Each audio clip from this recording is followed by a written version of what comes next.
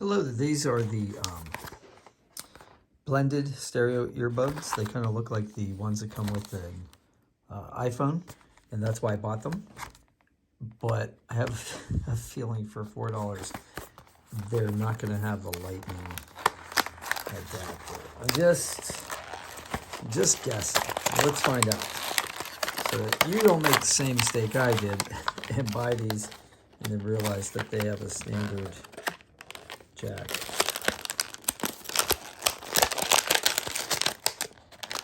How the heck do you get this open?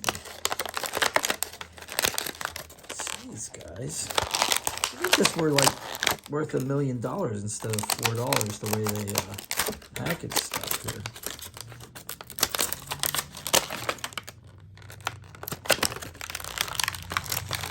So you got the basic case, but yep, it's the standard jack. So it's not iPhone, but still they're pretty cool looking. And they looks like they have a very similar microphone setup. We'll have to test this microphone. I'll do a test for you guys and see if the microphone's any good.